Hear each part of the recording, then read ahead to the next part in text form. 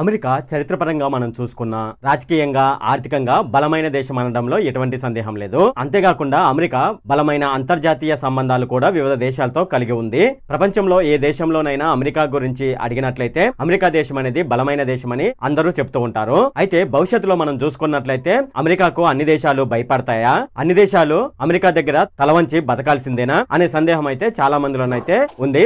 అయితే ఆ సందేహాన్ని నేను నివృత్తి చేసే ప్రయత్నం అయితే నేను ఈ వీడియోలోనైతే చేస్తాను. హాయ్ ఫ్రెండ్, నా పేరు సతీష్ బాబు. నేను రియల్ ఫ్యాక్ట్స్ కి సంబంధించి అలాగే రీసెంట్ గా జరిగిన ఇష్యూస్ గురించి లోకల్, స్టేట్, సెంట్రల్, గ్లోబల్ కి సంబంధించిన పొలిటికల్ ఇష్యూ కి సంబంధించిన వీడియోస్ అయితే ఎప్పటికప్పుడు నేను చేసి నా ఛానల్లోనైతే పెడుతూ ఉంటాను. ఎవరైతే నా ఛానల్ మొదటగా చూస్తున్నారో వాళ్ళైతే తప్పకుండా సబ్స్క్రైబ్ అయితే చేసుకోండి. ఫ్రెండ్స్, నేను ఈ వీడియో చేయడానికి సుమారుగా నాకు 8 గంటల సమయం అయితే పడుతుంది. ఎవరైతే సబ్స్క్రైబ్ చేసుకుంటారో వాళ్ళు కొంచెం నాకు అలాగే నేను చేసిన కష్టానికి అలాగే నా ఛానల్ కి సపోర్ట్ చేసిన వాళ్ళు అవుతారు. ఎవరైతే కొత్తగా నా ఛానల్ చూస్తున్నారో వాళ్ళైతే తప్పకుండా అయితే సబ్స్క్రైబ్ అయితే చేసుకోండి. ఇప్పుడు మనం వీడియోలోకి అయితే వెళ్ళిపోదాం. ఈ వీడియోలోకి వెళ్లే ముందు నాది ఒక చిన్న క్వశ్చన్. అదేమిటంటే అమెరికా ప్రపంచవ్యాప్తంగా శక్తివంతమైన దేశంగా ఉండడానికి ప్రధాన కారణం ఏమిటి? దీనికి సమాధానాలు 5 అయితే ఇస్తాను. అందులో ఆప్షన్ ఏ సైనిక శక్తి, ఆప్షన్ బి ఆర్థిక ప్రభావం, ఆప్షన్ సి సాంస్కృతిక ప్రభావం, ఆప్షన్ డి సాంకేతిక ఆవిష్కరణ, ఆప్షన్ ఈ జనాభా పరిమాణం. వీటిలో ఏది కరెక్ట్ అయిన ఆన్సర్ అనే విషయాన్ని కిందున్న కామెంట్ సెక్షన్లో అయితే తెలియజేయండి. దీనికి కరెక్ట్గా ఆన్సర్ కావాలని మీరు అనుకున్నట్లయితే ఈ వీడియో చివరిలో నేను దీనికి ఆన్సర్ అయితే ఇస్తాను.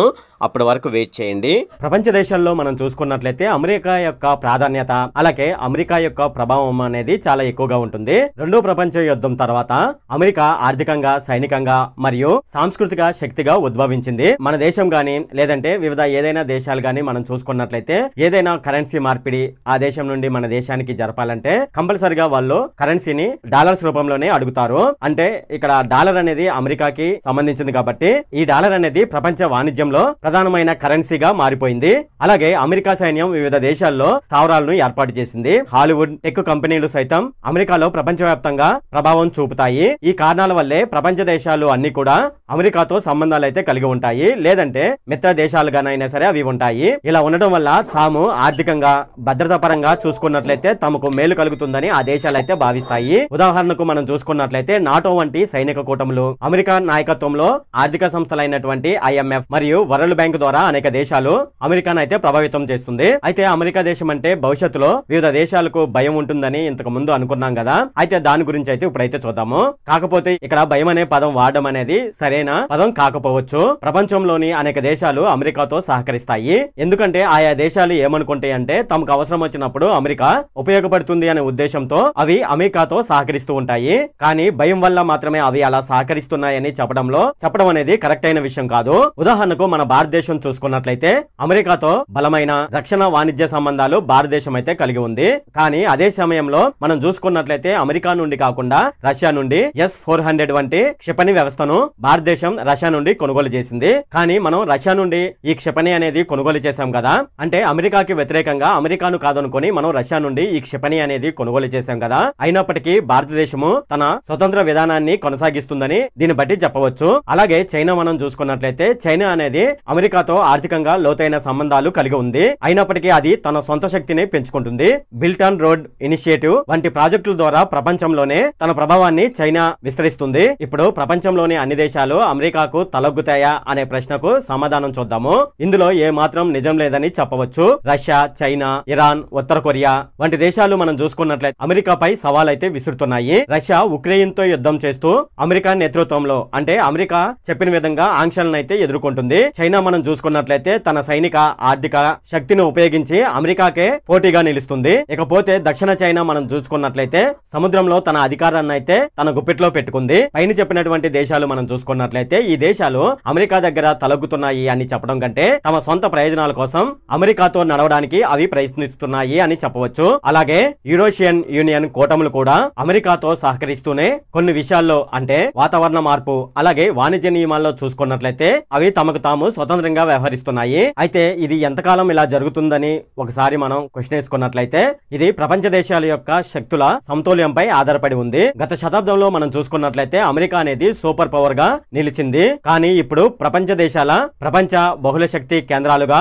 ఇది మారుతుంది. ఇక చైనా విషయం మనం చూసుకున్నట్లయితే చైనా అనేది ఆర్థికంగా బలపడుతుంది. రష్యా రష్యా అనేది సైనిక పరంగా మనం చూసుకున్నట్లయితే తమ శక్తిని పెంచుకుంటుంది. భారతదేశం కూడా అంతర్జాతీయ వేదికలపైన తమ ప్రభావాన్ని పెంచుకుంటుంది. ఈ పరిణామాలన్నీ మనం చూసుకున్నట్లయితే అమెరికా అనేది భవిష్యత్తులో ఏకపక్ష ఆధిపత్యం అనేది భవిష్యత్తులో తగ్గే అవకాశం ఉంది. కొన్ని అంచనాల ప్రకారం మనం భవిష్యత్తులో చూసుకున్నట్లయితే 21వ శతాబ్దం మధ్య నాటికి ప్రపంచ దేశాల యొక్క శక్తి సమతుల్యత సమానంగా మారవచ్చు. ఎందుకంటే ఇతర దేశాలు తమ సొంత శక్తిని, సాంకేతికతను, ఆర్థిక వనరులను పెంచుకుంటున్నాయి కాబట్టి.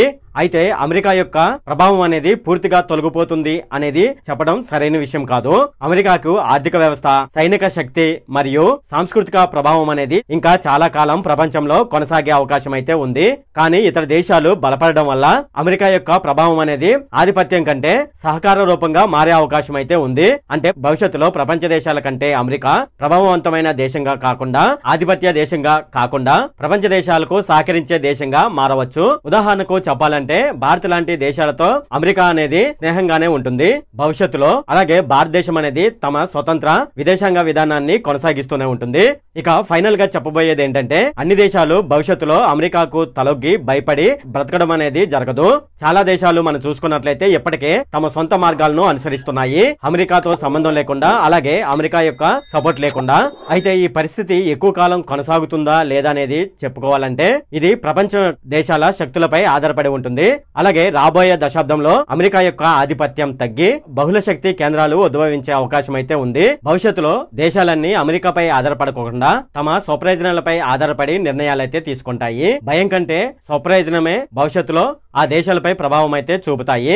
నేను ఈ వీడియో మొదట్లో మీకు ఒక క్వశ్చన్ అయితే వేసాను కదా, అదేమిటంటే అమెరికా దేశం అనేది ప్రపంచవ్యాప్తంగా శక్తివంతమైన దేశంగా ఉండడానికి ప్రధాన కారణం ఏమిటని ఒక క్వశ్చన్ అయితే వేశాను. దానికి ఆన్సర్ వచ్చేసేసి ఆప్షన్స్ అయితే ఇవ్వడం జరిగింది. ఆప్షన్ ఏ సైనిక శక్తి, ఆప్షన్ బి ఆర్థిక ప్రభావం, ఆప్షన్ సి సాంస్కృతిక ప్రభావం, ఆప్షన్ డి సాంకేతిక ఆవిష్కరణ, ఆప్షన్ ఈ జనాభా పరిమాణం. వీటిలో ఆన్సర్ ఏదని మనం చూసుకున్నట్లయితే ఏబిసిడి అనేది దీంట్లో కరెక్ట్ అయిన ఆన్సర్స్.